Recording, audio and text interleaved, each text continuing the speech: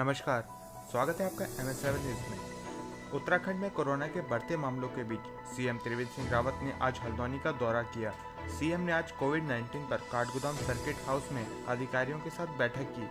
Corona बीमारी को लेकर सीएम ने जिला प्रशासन के कार्यों की भी समीक्षा की। इस दौरान उत्तराखंड के मुख्य सचिव उत्पल कुमार सिंह, स्वास्थ्य सचिव अमित नेगी, कैबिनेट मंत्री यशपाल आर्या, नैनीताल सांसद अजय भट्ट समेत जिले के कई आला अधिकारी भी मौजूद रहे। मुख्यमंत्री ने अधिकारियों को निर्देश दिया कि कोरोना काल में हर अधिकारी अपनी जिम्मेदारी का निर्वहन ईमानदारी से करे। उन्होंने बेहतर काम करने वाले अधिकारियों की सराहना भी की। साथ ही मुख्यमंत्री ने कहा कि जिस तरह प्रवासी लोग उत्तराखंड आ रहे हैं, उसी से लगातार कोणार्क ऑपरेटिव मरीजों की संख्या में भी इजाफा हो रहा है, जिसकी सरकार को उम्मीद थी, लेकिन सरकार ने उम्मीदों के अनुरूप सभी पॉजिटिव मरीजों के इलाज और बाकी आने वाले अन्य लोगों के लिए क्वारंटाइन की उचित व्यवस्था कर, साथ ही सुशीला तिवारी अस्पताल में 600 बेड की व्यवस्था भी की गई है। हल्द्वानी से दीपक अधिकारी और नीरज तिवारी की एक रिपोर्ट। जो हमारे उत्तराखंड के लोग जो देश के विविध प्रांतों में रह रहे थे, वो जब वहाँ से लौटे हैं तो संक्रमित पाए जाने वाले लोगों में वही लोग हैं। अभी तक हम ये कहें कि जो यहाँ पर यहीं रह रहे थे, उसमें संक्रमण की जो मात्रा है वो ना जैसी है। कुल मिलाकर जो लोग हमारे देश के विविध प्रांतों में रह रहे हैं, उनको वापस लाने का निर्णय ये सरकार ने लिया था और उस निर्णय पर सरकार अभी भी पूरी तरह कायम है।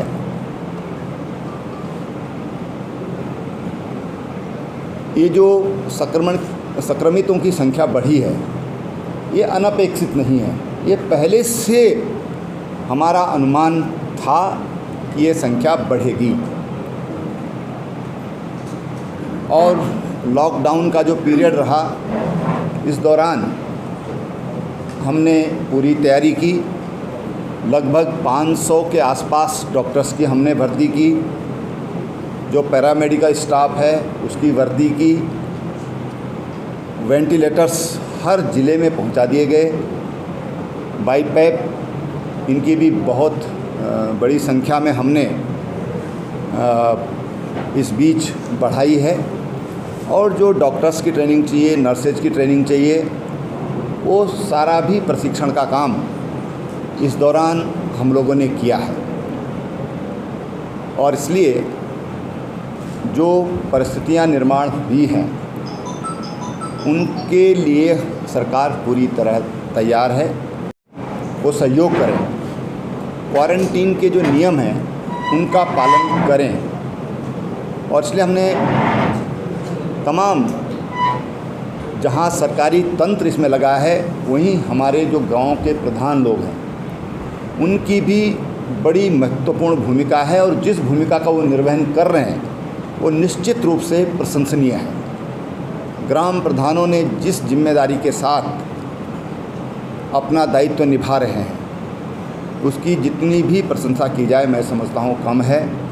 अपवाद कहीं पर भी हो सकते हैं, लेकिन मैं कह सकता हूँ कि 90% से अधिक लोग आज अपनी जिम्मेदारी को महसूस कर रहे हैं और उस जिम्मेदारी का पालन कर रहे हैं। उससे हम लोगों का भी मनोबल ऊंचा है, हमारे डॉक्टर्स हैं उनका मनोबल ऊंचा है, पुलिस प्रशासन है और तमाम वो लोग जो इस लड़ाई में अग्रिम पंक्ति में खड़े हैं, उनके मनोबल को काफ़ी इससे उनका मनोबल बढ़ा है। इसलिए मैंने कहा कि हम लोगों की तैयारी है। एक बात जो बार बार उठती है कि पत्रकार लोग भी वॉरियर्स हैं। हमने एक लाइन में ये कहा है कि जो भी इस ड्यूटी को निर्वहन कर रहा है, हमारे राशन के दुकानदार हैं, हमारे पत्रकार हैं, जो भी हैं, जो इस ड्यूटी में, हम कई बार NCC के लोगों को हमने इस ड्यूटी में लगाया है, एक्स सोल्जर्स भी कहीं पर उन्होंने अपनी सेवाएं दे रहे हैं। तमाम सामाजिक संगठनों के लोग भी सरकार के द्वारा उनकी भी सेवाएं ली जा रही हैं। तो जिनकी भी सेवाएं ली जा रही हैं, वो सब हमारे कोविड वॉरियर्स हैं।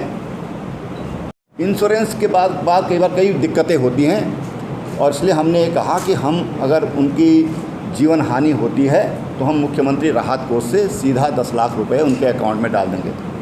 और अभी दुर्भाग्य से एक पुलिस का जवान हमारा देहरादून में, जब वो कोविड की रात को पीपीई किट दे करके आ रहा था तो दुर्घटना हो गई, उसकी मोटरसाइकिल दुर्घटना हो गई, उसकी डेथ हो गई, और हमने उसके परिवार को तुरंत जो राहत थी वो हमने उन तक पहुंचाई है।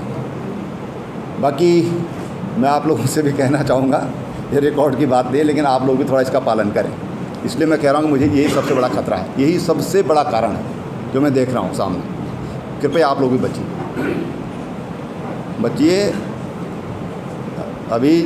अभी महामारी का अभी आप समझिए कि पहला चरण है, और इसलिए बहुत सावधानी बरतने की ज़रूरत है। जो हमारे बुज़ुर्ग हैं उनको और सावधानी की ज़रूरत है। जो किसी तरह की बीमारी से ग्रसित हैं उनको, हर उम्र वाले को बचने की ज़रूरत है। बच्चों को बचाने की ज़रूरत है। जो गर्भवती माताएं हैं, हमारी बहनें हैं, उनको बचाने की ज़रूरत है। सावधानी बरतें, घबराएं नहीं, सावधानी बरतें। सावधानी से हम इसका मुकाबला बड़ी आसानी से कर सकते हैं और ज़ीरो बजट में कर सकते हैं। अगर हम सावधानी बरतते हैं तो ज़ीरो बजट है, और इसलिए इस ज़ीरो बजट से भी हम इस लड़ाई को लड़ सकते हैं, बशर्ते कि हम सावधानी बरतें।